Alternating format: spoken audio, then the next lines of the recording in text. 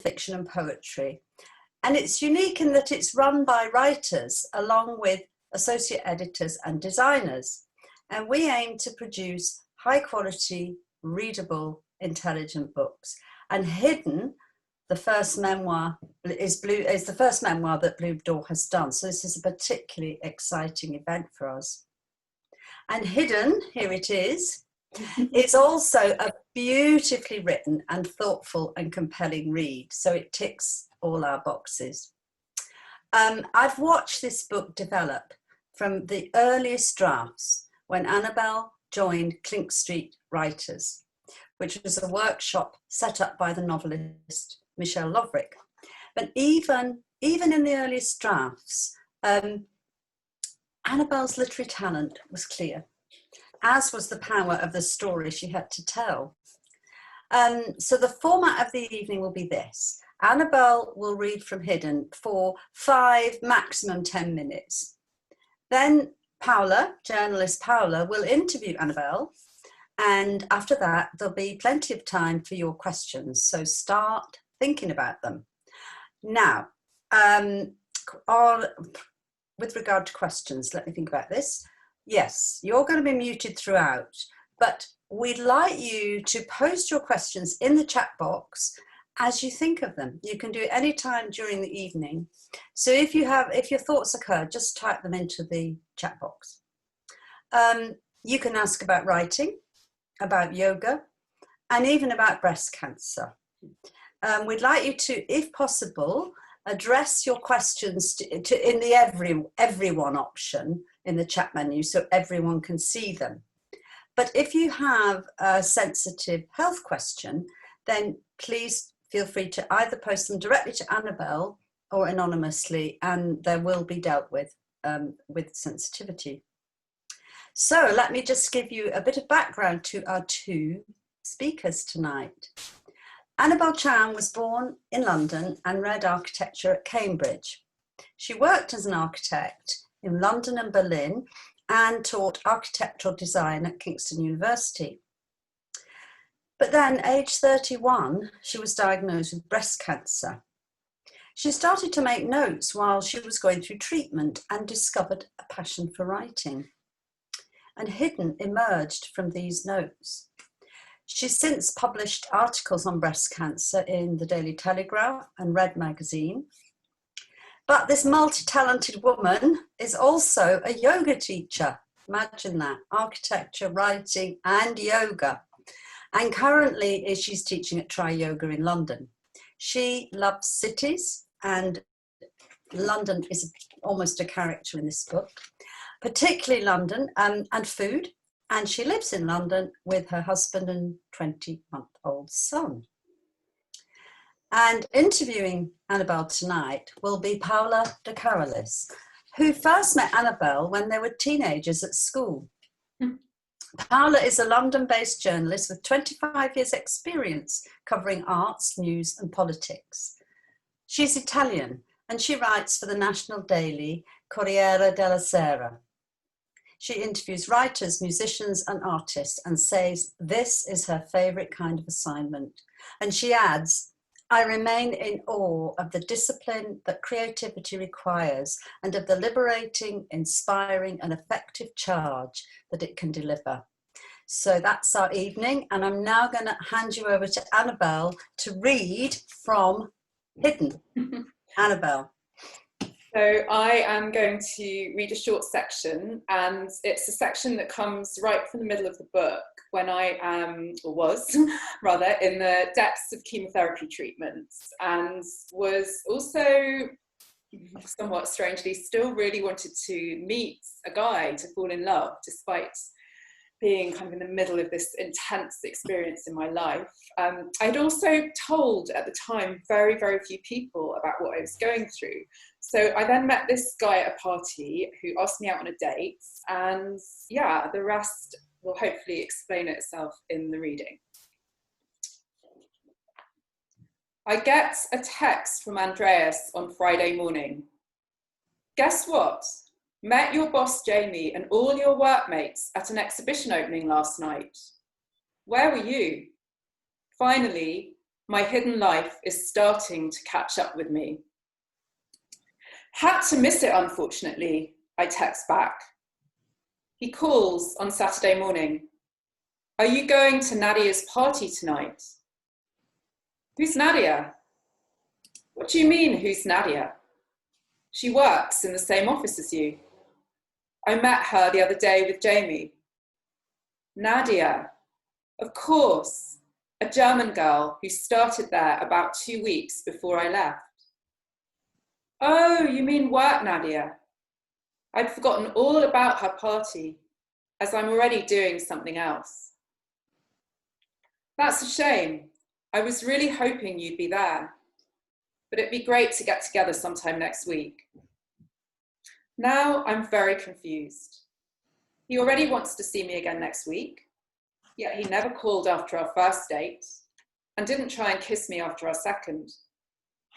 He seems confident, so it can't be shyness holding him back. Perhaps he's just a slow mover who likes to get to know someone properly first. And what a nice change that would make, to have someone jump on you as quickly as possible. I asked Joanna whether she thinks I should just tell him about the cancer. He could have heard already through my colleagues. I think he likes you and that he's come into your life for a good reason, perhaps to help you heal. If you tell him, I think he'll like you even more. He'll just want to protect you and look after you. We meet up again on the first anniversary of 9/11. On the radio, I hear how thousands of white petals will be thrown from the vaults of St. Paul's Cathedral in tribute to those who didn't make it to today. Andreas and I watched Talk to Her by Pedro Almodovar at a cinema near Leicester Square. 2 women lie in a coma in a private clinic. One is visited by her boyfriend every day, and the other is looked after by a male nurse. A story about sickness and about love. Andreas is leaning slightly forward in his seat, the curve of his spine peeling away from the chair. He's wearing a soft grey sweater. I want to lift my hands from my lap and run them across the contours of his back. I wish I could make architecture as stunning as that movie, he says as we leave the cinema. How wonderful it would be to go out with a man who appreciates such bittersweet beauty. At Bar Italia in Soho, he asks me how work's going. Is it a trick question? Since having met my boss and workmates and going to Nadia's party, does he know the truth? Which is that I haven't actually been there since early May. Is he interested in me or not? And what if he were to try and kiss me, and his hands discovered the hair on my head wasn't in fact real? Actually, I haven't been at work much recently. He looks surprised. I've had to take some time off because I've been ill. I pause. I've had breast cancer. I mean, it was caught very early, and they've said I'm going to be absolutely fine. But basically, they make everyone under the age of 35 have chemotherapy. So that's why I haven't been at work. I try and make it sound as light as possible. I don't want him thinking that because I have cancer, I'm dying, and therefore not a very desirable prospect for a girlfriend. He asks enough questions about it to be polite, before moving on to another subject. It's getting late, he says, about half an hour later. We say goodnight outside Tottenham Court Road Station. This is the moment where, under the city lights, he is supposed to take me in his arms, kiss me, and tell me how precious I am, and he never wants to let me go. Outside the hot dog stall, he briefly hugs me goodnight. I walk down steps strewn with fast food wrappers. Inside the tube, caressed by its familiar warmth and dirt, I struggle not to cry. Thank you very much for that, Annabel. And actually that beautiful passage leads me very seamlessly onto my first question. And first of all, a thank you, because I'd really like to thank you on behalf of all your readers. Having just reread this book, I was really taken aback by the honesty with which you tell you share with us this journey which is marked by joy and happiness, but also by pain and sadness, and in the end, tragedy. And I was wondering how you decided and why you decided to adopt this sort of format and to be quite as honest as you have been in bearing all ugliness and selfishness and violence sometimes, just as you did. I think I felt that if I was going to write anything, it had to be really honest, because I think so often in life we don't really know the truth of what happens in a situation, whether it's cancer or divorce or miscarriage or anything. And you can feel so isolated when you don't know the truth, when you just hear the kind of, I don't know, like the little storylines, the kind of snippets, or the, what's the word? I can't think of the word, but you know what I mean, like the byline about it. And I had read this really powerful cancer memoir, strangely the year before I was diagnosed, just randomly had bought it. It was called Before I Say Goodbye, and it was by this amazing writer called Ruth Picardy.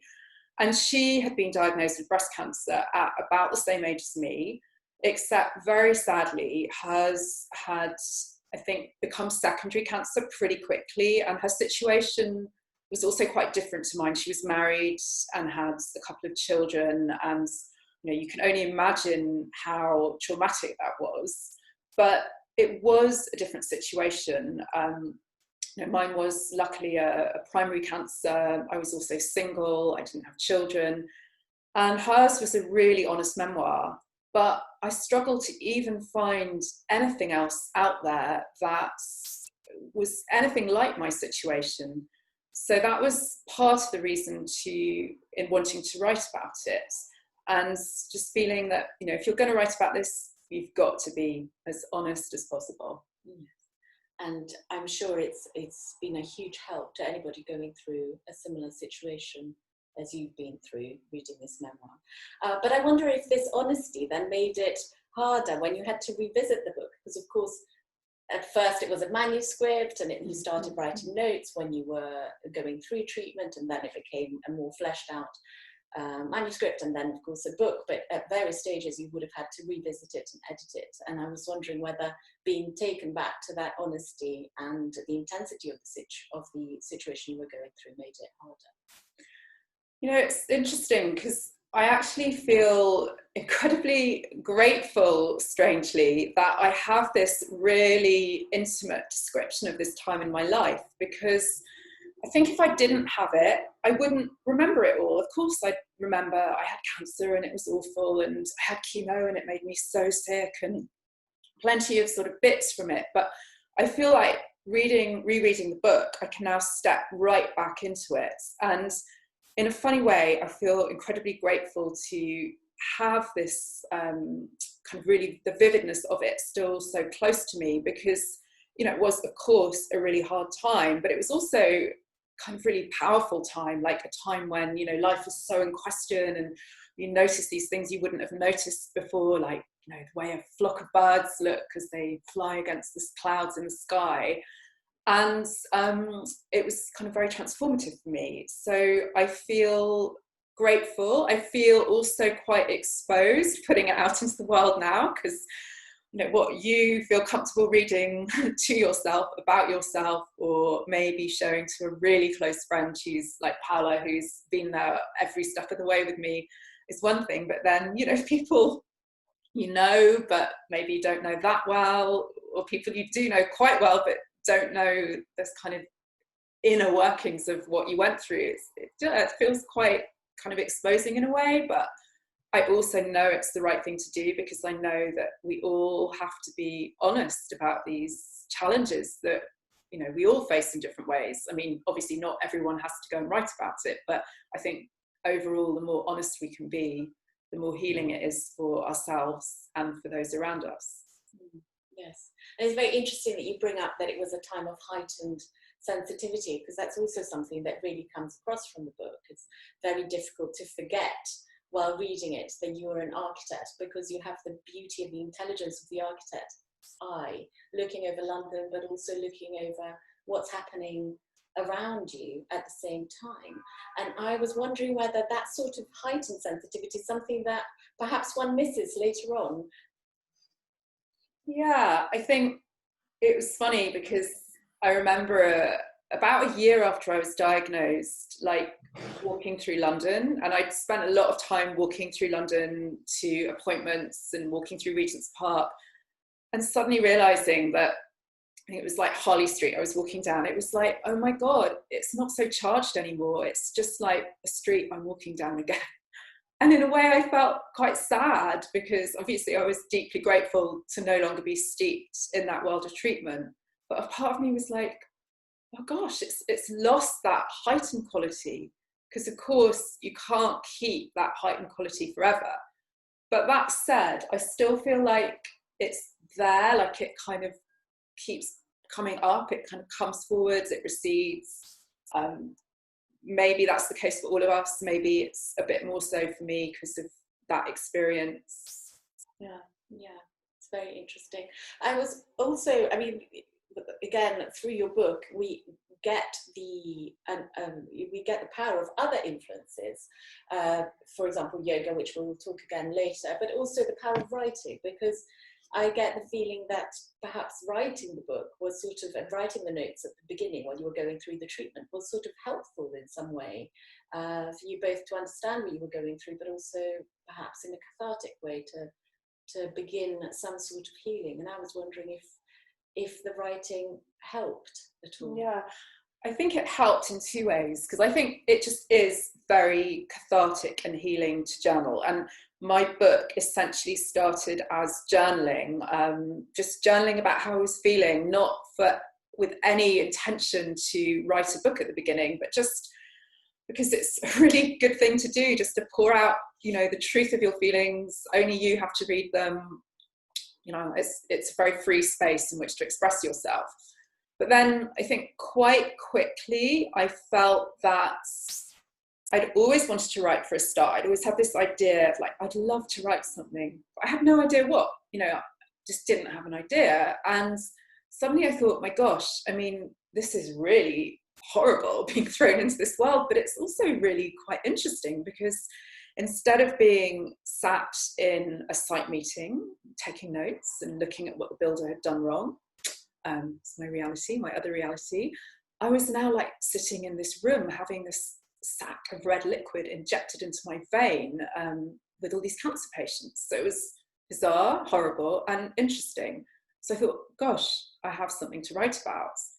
And I think I also had the feeling pretty early on that I want to create something good out of this bad experience, that I want to, create something positive out of it. And in my case, that could be a book. In other people's cases, it might be setting up an amazing cancer charity. But in my case, writing the book felt like the best path for me.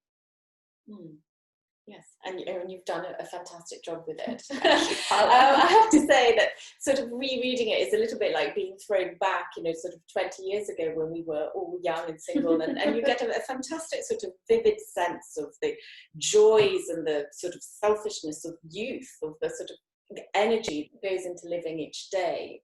And at the same time, when you're then diagnosed, there is, this is not a desire that goes away. So you're sort of desperate to hold on to everything you can of your old life, and you go out and meet people. You force yourself to go to all these parties. Well, not all these parties, to some wasn't parties. That much of a party animal. No, but you are extraordinary in the way that you managed also to continue being the sort of 30-year-old young and beautiful single person that you were, and so you continue being this. And I was wondering how difficult it was at the time to manage all that outside world. Yeah, I mean, I think one of the reasons I kept my diagnosis at the time really private was because I just didn't want to be in the spotlight. I didn't want to have people kind of going, how are you? Like thinking, is she going to die? Is she not going to die? So I kept it very private. And there was this really odd dichotomy, because on the one hand, it was like, oh my God, I've got cancer. I'm so scared. Like, will I even be here in 6 months or a year? And then on the other hand, there was this like still this desire to kind of keep like, for example, as you heard when I read, keep trying to meet someone. And I mean, Paula says I went out all the time. I didn't at all. No, not all the time. You didn't go out. But I did sometimes still go out. And it was really weird because I do think I am a very honest person, but I suddenly felt like no guilt about lying. I would just be like, so I'd run into someone and they'd say, oh, wow, you're looking great new haircuts, i.e. a wig. And I'd just be like, yeah, thank you, like, that's really nice. Yeah. There's also, I mean, sort of from the book, you get the sense of all the preoccupations of being young. So that sort of fear of missing out, that the idea of body weight and all of that. And there is a sort of, one thing that is sort of a little bit bitter in the book is the sort of fact that everybody then, you lose all this weight because you're being sick and you're going through chemo, and everybody keeps complimenting you on your extraordinary figure. Yeah. I mean, that was...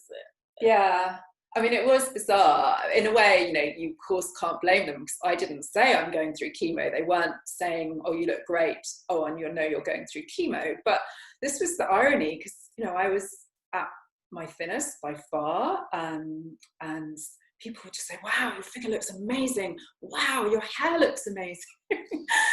And you'd just be thinking, how thin would I actually have to be before people started worrying? I mean, I wasn't like looking dangerously thin, but I was very thin.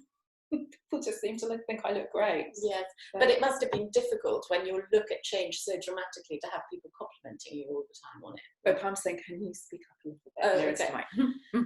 I was just saying that it must be difficult when your look was changing quite so dramatically because of illness, to have people complimenting you on it all the time. It was an odd one, because on the one hand it was, but on the other hand it was quite nice, because in a way the last thing you want someone saying to you if you've got cancer is, God, you look really rough. Like, and I would know that maybe I'd had a chemo a week before and was kind of on the up from it, because I was generally quite sick for probably the first week or so. And like, okay, I look quite normal. I look fine. Yeah. Well, in your book, of course, I think one of the things that I found very, very touching is the portrayal of your family. And you have your mother's kindness and your sister's worry and your father's huge love for you, shown in his very British, quite reserved way. But you also very honestly show us that it is difficult sometimes to think of other people's emotions when you're going through it. And you say in the book, I don't want to think of their grief. I don't want to think of their pain. I don't want to know what they're going through, because I'm concentrating on what I'm going through. And you also tell us very honestly of a rather nasty row you have with your mother. I was wondering whether this was a particularly difficult thing to show us. I mean, I think just the beginning of what you say, like, in a way, maybe I probably was quite selfish, because I think there's such a self-preservation instinct that kicks in. And as you say, it's almost unbearable to think what it's like for other people around you. In some ways, I think it's easier being the cancer patient rather than the person watching that person, because if you're in it, you're just kind of in it. Whereas if you're watching, it must be even harder in some ways. And I mean, I put the scene in with my mum where, you read it in the book, I basically really lose my rag, and without meaning to, kind of accidentally, like, well, you throw a pan I threw a pan at her, but I did not mean to throw it at her. It kind of honestly rolled across the floor and hit her on the shin. And I felt kind of embarrassed putting that in, because I thought, like, do other people have these situations? Maybe they do, but people don't talk about them. But then again, it was part of the desire to be really honest about the whole experience and to show the kind of true texture of what something like this is like. Yes, and I think also what it really showed is that sometimes the things that are really hard aren't the things that are obviously hard. They are the things that you think are there just to help you, but I think sometimes turn out to be quite complicated to deal with. There is also one part of the book which I found absolutely engrossing, which deals with the plethora of weird and wonderful treatments that surround the world of illness, especially when that world is associated with money. So you try everything, absolutely everything under the sun that is possible, but also all these other people that are cancer patients like you in the book are also going through, vitamin injections and funny treatments in water treatments in other parts of Europe. And I was wondering, now that everything has finished and is well over. I was wondering how you felt about all of that. Yeah, I mean, what really kind of slightly horrifies me is when I was first diagnosed and told by the oncologist you need chemotherapy, I was so like, oh my God, I'm not having chemotherapy. Because I was, I'd never been ill. I was 30 years old. I'd never been sick. I looked after myself. I took vitamins. I ate well. And I kind of believed in, the foundations of just looking after yourself. And suddenly, and I never took medicine. Suddenly someone's going to take chemotherapy and all these side effects. So for a while, I considered not having it, which kind of shocks me now because, it can be incredibly effective. And in my case, I'll never know why I'm here today, but I suspect the chemotherapy may well have played its positive part in that. And I just think it's really frightening how, I definitely think that looking after yourself well, in the broader sense, eating well, exercising, not like overdoing the alcohol, are really positive things for our health generally, but probably good to do if you have got cancer. But some of this stuff is kind of really weird and wonderful, and people will proclaim that it can cure cancer and cure secondary cancer. I find that quite frightening because I think that people can get sucked into that world and spend a lot of money as well. And I did try a few things alongside chemo and radio, like Paula mentioned, the vitamin injections. I went to this bizarre place in Holland, which I definitely wouldn't recommend. It's probably been closed down, but someone I respected suggested I go there. So I went. So yeah, I have mixed feelings. I do still absolutely believe in preventative health, the kind of basic pillars of, looking after yourself well, but I'm not sure about some of these more bizarre things. Yes, well, it's dangerous because you catch people at their most vulnerable as well. Well, that was the thing. You sort of feel that there is this sort of world of so-called experts that are sort of prying on vulnerable people who are desperate and will try out anything. I mean, I have to say that some of it added a touch of humour and sort of an aspect of the comical about it, but it was also very affecting to read of all these people going to this treatment. But there was once when you ended up in a hotel and meeting up with a woman who was smoking Benson. Oh no, that was a psychic. Yes, exactly. Funny. And she was surrounded by Selfridges bags or Harvey Nichols bags in her hotel room. Yeah. And she proceeded to give you a reading while smoking and everything else, which, I mean, it sort of seemed absolutely extraordinary that you could be in that situation. Yeah, I mean, that wasn't really like an alternative healer. It was like the psychic that, again, someone I really respected suggested I go to. And I think I'd never been to a psychic, but I thought, I want to know that, they've got a future ahead of me. And she was just really funny because she sat there like smoking her fags like relentlessly. And then she said, oh, don't worry about cancer, you'll be fine. Just don't eat red meat, don't drink alcohol, don't eat sugar, completely failing to mention cigarettes. It was just really funny. And I assume some of these people have stayed in your life, right, in terms of treatments, interesting treatments. Well, I had this healer, he might even be on, Chris, I don't know if you're there, but I had some healing, which again was something I would have never done, but this someone again who I respected and was kind of looking after me said, should I have some healing? And I remember in the first sessions that I was like, do you have to believe in this for it to work? And he was like, no, just be receptive.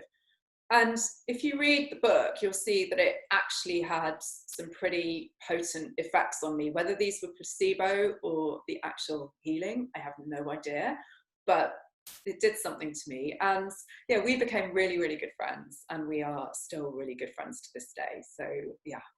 But in the book, they're almost miraculous because you have a session of chemotherapy cancelled because your white blood count is too low, and then he has a meeting with you and tells you, no, you'll be fine for next week, and then all sorts of things start. Your hair starts growing back. Yeah. I mean, if you read the book, you'll read about that session, and it really was powerful. It really was.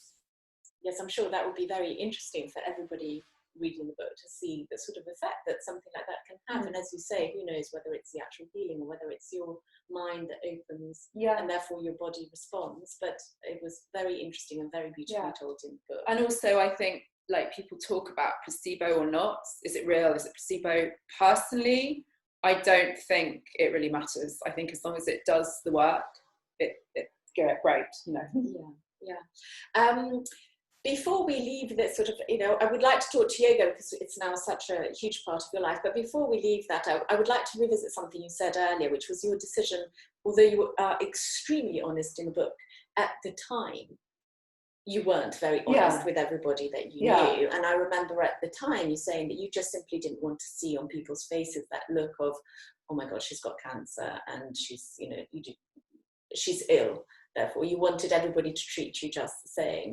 But I was wondering whether that, you've talked a little bit about the difficulty of navigating your double life in a way, which was effectively what it was in some respects. But I was wondering whether it was a relief when it was all over to sort of go back to being just one person and being able to tell people, or whether it's something that in a way was a sort of playful bit of your life at the time. It was a little bit of acting and a little bit of sort of trying to be someone different.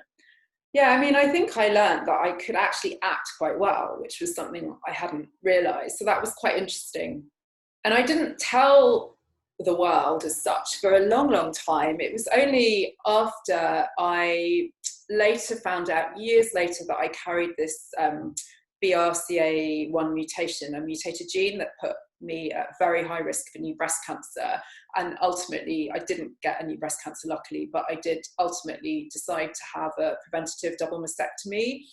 And then the year after I had that, the surgery went really well, and I was kind of almost shocked at how you could be happy with these fake breasts, so to speak. And I wrote an article which eventually got published in Red magazine.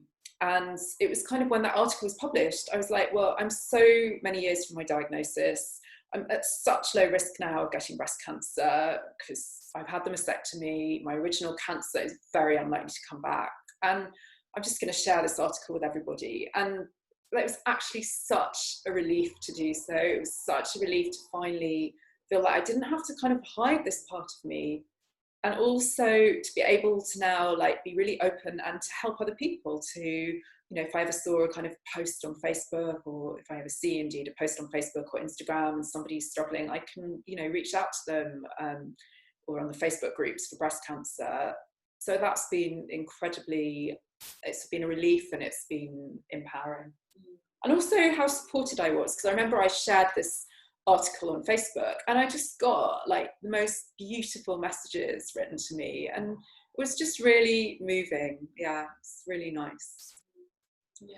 Another aspect that I found very interesting about your book was that there seems to be a dichotomy between sort of female and male healthcare providers, and you meet some male nurses and anaesthetists who are very, very kind, but then there is this sort of horrible encounter with a male oncologist who sort of tells you that, oh yes, by the way, you're quite likely to lose your fertility, which frankly at 31, and is sort of a huge thing, and not something to be delivered quite as flippantly as he did. And then in the end you find a fantastic female oncologist that really helps you. But I was wondering now, looking back now, it seems extraordinary that a man in his position could be quite so flippant about it all. Yeah, that was, I write at reasonable length about that in the book, and it was shocking because I was told you have to go and see an oncologist. I didn't even realise I would need to. I think I quite naively thought, oh, I'll have the lump removed and I'll go back to my busy job in a couple of weeks and job done. And then they were like, no, you need chemotherapy, you need radiotherapy. And the guy was just so brusque. It was really shocking. And he literally I walked in, there was no small talk. He was like, right, you need chemo and radio, and you do realise you have an X% chance of losing your fertility, you have an X% chance of losing all your hair. Oh, you can wear a cold cap, might save it, might not. Yeah, but interestingly, I still am more than happy to go to male doctors, the acupuncturist I've been to, he's the guy. I've had a male gynecologist. I'm fine with him. I think he was just a particularly bad one-off. Well, he really did seem pretty bad. He kept looking at his watch. Yeah. Like that, yeah. Now, of course, you became a writer while going through this horrible treatment and this horrible experience that you went through, and you're still a writer. And so could you tell us a little bit about how sort of writing has stayed in your life and how it has affected your life, and also how much perhaps the process has changed from when you were writing about cancer to other things you've written? Yeah, I mean, I was very lucky to join this writers group through Paula and through Michelle, who I think is on here with us tonight. And so the first thing I wrote was this memoir about cancer, and then I had a go at writing some fiction. It's not a medium I feel as comfortable with. And now I do write still. I tend to write, letters to my yoga students and blog posts and stuff like that. And yeah, I'd like to think maybe there's another book in me somewhere, but we will wait and see for that one. Well, having seen bits of your writing, I'm sure that there is another book in you. Now, as well as writing, of course, the other very transformative force in your book is yoga. So you have Bikram yoga before you get diagnosed, and then when you're going through treatment, you have all this sort of restorative practice, and then Australia and Ashtanga, and finally you rediscover your strength and also your confidence in your body. And of course, yoga is also something that has stayed with you and that you've made a new sort of career, started a new chapter in your life with. I was wondering if you could tell us a little bit about your journey with that. Yeah, so yoga, Paula and I actually started yoga together, and we started this form of yoga called Bikram yoga, which is basically hot yoga. And it was kind of intense and kind of a bit, well, it wasn't really our thing in the end. At the end of the day, you came out dripping with sweat and feeling very wired. And then we started to do other kinds of classes at Tri Yoga, where I actually now teach. And I just realized yoga could just make me feel so different. This was just before I was diagnosed. I was like, wow, this is taking me to this place of great groundedness, calm, spaciousness, which as a very overworked architect and always running around, I wasn't familiar with feeling. So that's what got me in there, what kept me going. And then when I was diagnosed, it became this real lifeline, partly because of the kind of sense of calm it brought, but also because cancer and its treatments can be very, very disempowering, especially all the things that are done to your body. Is brutal. You have needles stuck in you, you're violently ill, you lose your hair.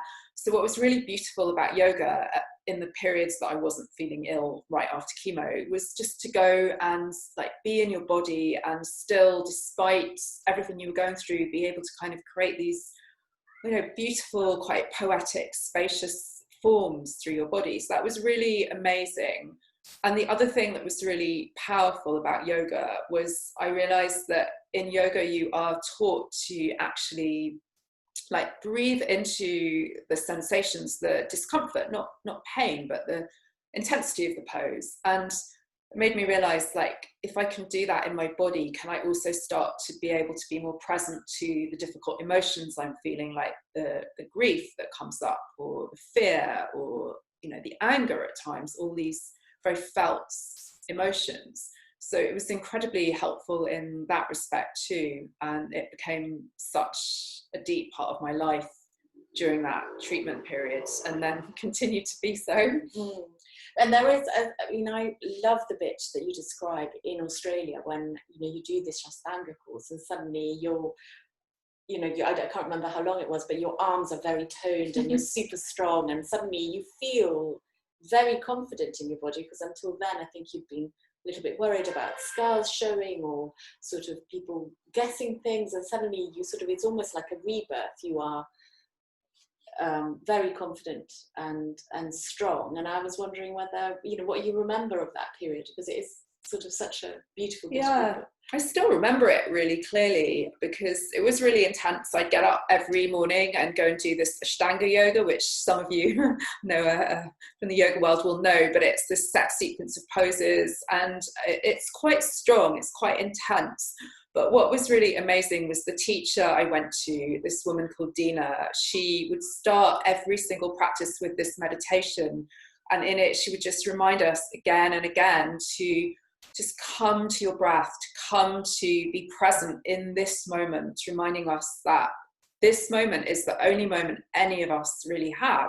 So it's such a good antidote to that space of fear, of panic, that I think to a certain degree we all spend reasonable amounts of time in, but you spend even more amounts of time in if you have got something really full on in your life, like a cancer diagnosis or indeed anything else. So that was so beautiful, because that led us into this practice, and the practice itself was then quite intense. But again, you just become very present to your body, to your breath, to the feelings, albeit intense. And in those, I think it was a month I did with her, and that month I could really feel myself like just becoming strong. And also because I was in Australia and away from London, I suddenly started to really not feel like this person who'd been scarred kind of in every sense of the word by this cancer experience. I started to just come into a different part of myself, which was really powerful.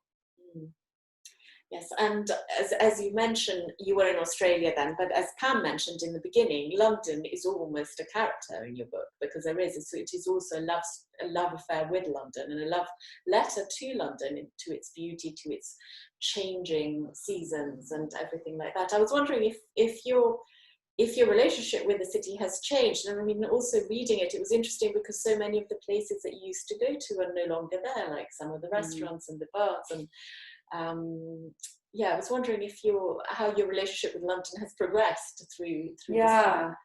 I mean, I think I've always loved this city. It's my hometown. And as an architect, of course, you look at a city through a certain set of eyes. But pre-cancer, to be honest, my life was just really rushed. I would like get up in the morning, rush to the tube, rush to the office, sit in the office all day, quite often get home really late at night, rush around at the weekend doing this, that, and the other. And what changed a lot afterwards was that I changed my life quite dramatically. I became a freelance architect, later a yoga teacher as well. So I just had more time, which was a very conscious decision. And in having more time, I started to notice it more. And also during, as I mentioned earlier, that whole treatment period, I became very sensitive, to the beauty of the stonework on a facade, which again, previously I would have just dashed past it thinking, I've got to get somewhere really quickly. So I just became much more attuned to its beauty. And then in my kind of more spacious lifestyle, definitely started to notice it more, and perhaps probably also be even more grateful for it, because again, before it was just something I took for granted. So the book opens with you as a 31-year-old single architect, and then we have the middle part with the cancer and the diagnosis and the treatment and the recovery, and it ends with you with a husband and a child. And what a tremendously deep and affecting journey it's been. I was wondering if you could reflect a little bit on that. It must be. Yeah, I mean, I think even when I was diagnosed, before I was diagnosed, my biggest worry was, I don't have a boyfriend. I really want a boyfriend. I want to meet the love of my life. And then obviously cancer came along. And then in the intervening years, as I recovered, I still hoped to meet someone. And then, I eventually met my husband through internet dating. But I think it was a long road to find him. And I was like, will I ever get married? Will I ever have a child? And eventually I did. And I think I'm sort of even more grateful for these things, perhaps because of what I've been through with the illness. And, at that time of diagnosis, you wonder, will I even be here in 10 years? Not, will I have everything I hope for? And also because it took me just so long to find them both. Yes. Well, thank you very much, Annabel. I just wonder now whether there are any questions. Yeah, there are some questions coming through. I can see quite a lot. Should we scroll through? I'll scroll up to the top so you could look through them. Okay. Do you want to? Shall I read Michelle's question first? Do, okay. Yeah. So, questions to Annabel. Under the city lights, i.e., where Andreas doesn't kiss you in the extract, seems as if it might be an alternative title for your book. Now you're a yoga teacher, a mother, a writer, but is being an architect, especially, and an urban architect, still a large part of your consciousness? Yeah, well, for a start, Michelle, that's a brilliant title. If ever a publisher decides to take this on, like in a kind of more mainstream publishing sense, I will suggest that, or maybe I'll do a second edition. But yeah, architecture is always going to be a huge part of my life. I know, well, I should say I currently don't practice. I've just, been teaching and with my young baby and all of that. But I think it's so integral to the way in which I see the world. And apparently a lot of people have said from my yoga classes that they are quite architectural in their structure and the way I talk about foundations and God knows what. So I think it's always going to be there. Yeah, definitely. Yeah. Right, shall we scroll down a little bit more? Yeah, Julianne. Do you want to read it? Yes. In the brutal honesty of the writing, did you ever create an alternate path or imagery world for yourself with different outcomes? Sometimes trauma blocks memory and also heightens emotions, almost creating a different reality. Did you ever feel like this? And did you ever write any of these moments? That's a really interesting question. Yeah, I mean, I think I certainly imagined the scarier outcomes, like the not being here outcome. And I think I journaled quite a lot about all of that, which I think is actually a really good way of kind of almost releasing it, like thinking about it, writing it out and kind of going, thank goodness, like, yeah, I think that's the way I saw it. Yeah, I dealt with it. Then we have a question from Claire. Do you think you would have become a yoga teacher if you hadn't had your illness? And would you have been able to go to Australia and start your yoga journey, for instance? I doubt it, Claire. I think that probably I would have just carried on in my busy architecture world, and I don't think I would have had the courage to do it because, yeah, I think I would have only made these big decisions like going freelance, becoming a yoga teacher, if I think that it was really triggered by this massive kind of seismic shock in my life. And who knows, I mean, maybe, later, like when I'd had a child, I might have given up the architecture, but I certainly don't think I would have done it at that time. And as you say, I would have never, ever, ever been able to take 2 months off an architecture practice. No way. So, and again, and it's interesting what you say, because really sometimes in the direst of circumstances, something beautiful can be born. Yeah. And actually being forced to change direction in your life sometimes leads to, a new door opens. Exactly. Leads you to a different world. No, I mean, you would never choose this path. I don't think you'd ever go, hey, like, great, cancer, come along, get me. But I think when you're thrown it, you can create good, like, kind of positives out of it. It doesn't mean it's a positive experience, but positive things can come from it. Yeah. We have a wonderful reflection from Joanna, not a question, but an observation. I'm still in treatment and started writing a journal before I knew it was cancer. I find it a way of removing the thoughts from my head so that I can keep moving forwards. I think that's absolutely, yeah, really I so agree. And maybe it's also a little bit strangely like me with my yoga. I started it before I knew I had cancer, and then it was like this absolute godsend. And like you, as I mentioned earlier, I also wrote a journal. I think I worked at the time, I've certainly done it since, with this beautiful thing called Morning Pages. This woman called Julia Cameron wrote this book called The Artist's Way, and she really encourages 3 pages of completely freestyle writing every morning, first thing, before you're really in your conscious mind. And it's a really powerful way of just like releasing stuff and also coming up with some sometimes quite interesting creative ideas. So I'd highly recommend that to anyone out there who has the time. We have another question, this time from Joe. Hi Annabel, you've referred to journaling and the breath. Do you have any other tips for managing the mental and psychological impact of cancer, especially in the years post-treatment? Which were hard, wasn't it? Yeah, it is hard. When you finished treatment, that was a really hard time. I think I'd also partly say, like, really acknowledging that the period right after treatment finishes, I think I've heard a lot of people say it was really hard, and it was really hard for me.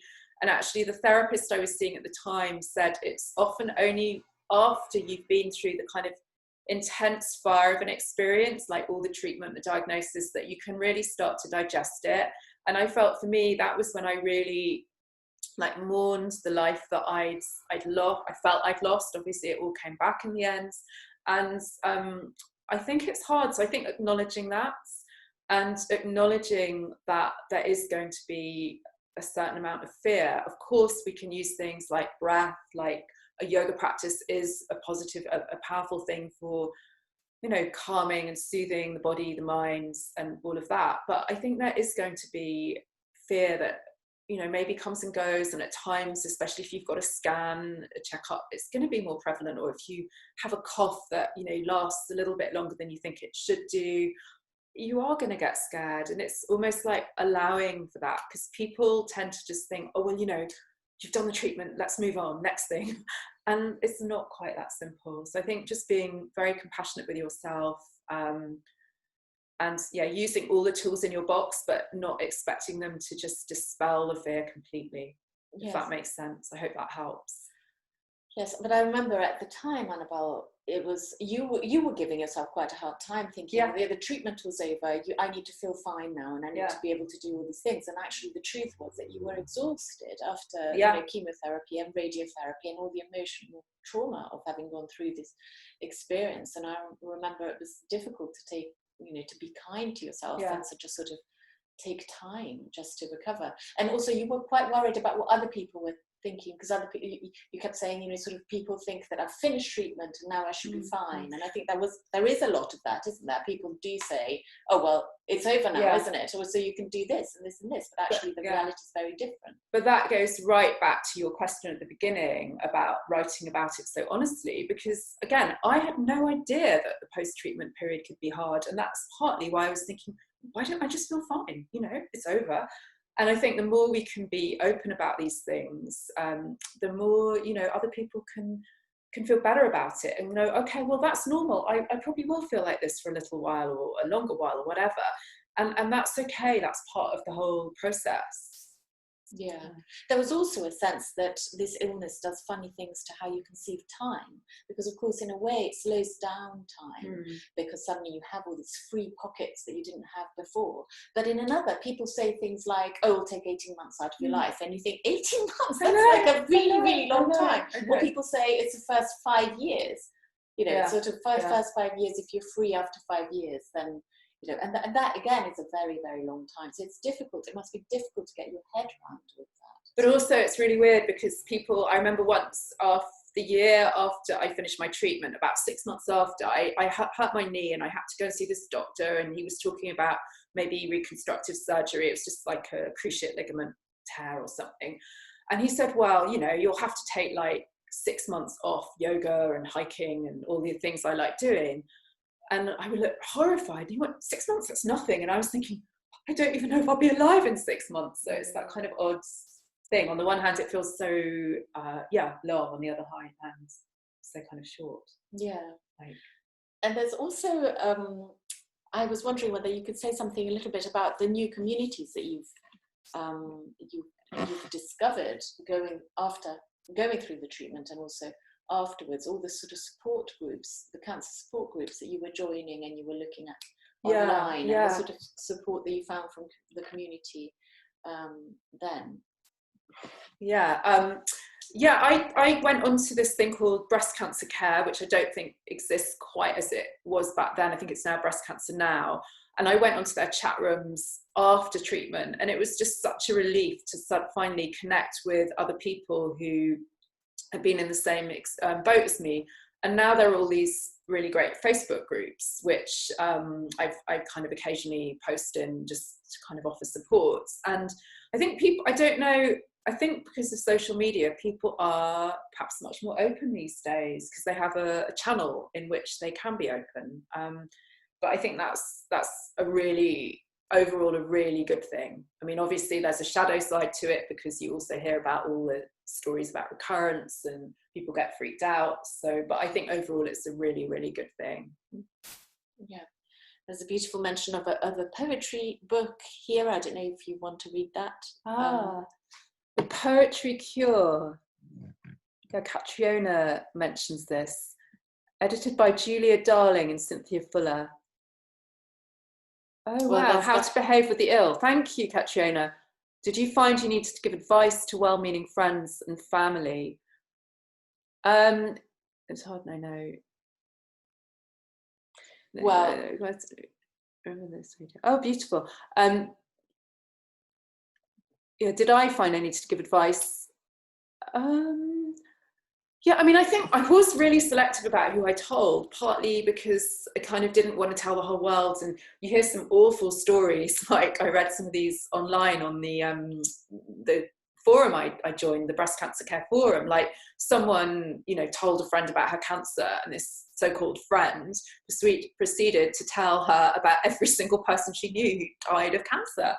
So you just think, oh my God, I mean, I'm sure no one I know would have done that, but yeah, I was just quite protective of myself and who I told. So, but I think, answering Katrina's question, there are times in your book when your friends, even the friends that know, say things that are a little bit perhaps unguarded. I mean, I remember, you know, I, for example, am shown as calling up to see whether you're coming to my hen night. And you're that was actually so lovely. And now thinking back to it, you think, how could I possibly ask like such a ridiculous question? No, but imagine if you hadn't asked me. Yes. You know, I would have felt like, oh well, you know, I'm the one with cancer. Everyone else is going. And yes, but what I mean is, I see exactly what Katrina is saying. Yeah. That actually it's very difficult to have the right language around illness, isn't it? And you must have found that when you were going through it, where people said the wrong thing or talked about things that really were perhaps a little bit inappropriate coming from your side. Of course, appropriate for them, but just sort of but again, a little bit hurtful without meaning to be. I think again that's why the more honest we can be, the better, like in life, because I've written this book like in the hope that women going through a similar experience would be able to pick it up and find some consolation in it, some, you know, just help knowing what this journey is like. And also like that other people who maybe kind of walk alongside the cancer patient, for want of a better word, would read it as well, because, or would not read just necessarily my book, but would delve into these experiences to know that like what it's really like. Because I think it's very hard for other people, because you don't know what your friend or relation who's going through cancer or, you know, anything, divorce, whatever, is actually feeling like, because we tend to keep these things hidden. So if we can, you know, be more open and expressive about them, can only be a good thing for everybody. Yeah. And it must have actually, as an experience, must have really helped in terms of helping other people, which I know you do a lot in terms of helping your friends and things. Yeah. you know, having to confront the difficulties of talking about these things must have really helped. I mean, I think it sort of helps me to also, having been through something like this, hopefully not, you know, be too uncomfortable if a friend comes to me and says, you know, I'm going through something difficult. Because if you've been through it yourself, it's you're less scared of, you know, those kind of darker places, I hope. More empathy, another door that's opened, I think, thanks to your thanks to what you went through. I think, I don't know if there are I think more questions, but I think that's it. So perhaps we could hand back to Pam. Yeah, so I'll just say thank you so much to everyone. Pam's going to close. It'd be great if you can all stay with us. But just thank you to everyone for coming and being part of this. Thank you. And thank you to amazing Paula for being the brilliant journalist she is. Thank you. So it's usually Ray Fiennes next to her. Hardly, all the time. Well, thank you like for writing this brilliant book. Thank you. Well, I've got to do the publicity now, which is I'm just about to put in the chat box where you can buy the book. I hope it's going to come up. Has it gone? It hasn't come up. No. Oh, God. No, hang on. Talk amongst yourselves. So you can buy Hidden, and I'm going to put the link in, and why it's not coming up, I have no idea, but I will try one more time. Oh, dear. It's not coming up. Well, I'll type it in. How do I chat to everybody? I don't even know how to do this on my own. You go on every one of the chat. I never do chats on chat. Oh, God, what do I do? What? I have no idea. Okay, but that's, oh yes, I've figured it out. So is our chat full? It's fine. No, I think it's fine. Hidden, I just put available on Amazon. on. And also, I was going to put the link to Blue Door Press, because if you would like to sign up to our newsletter, please do.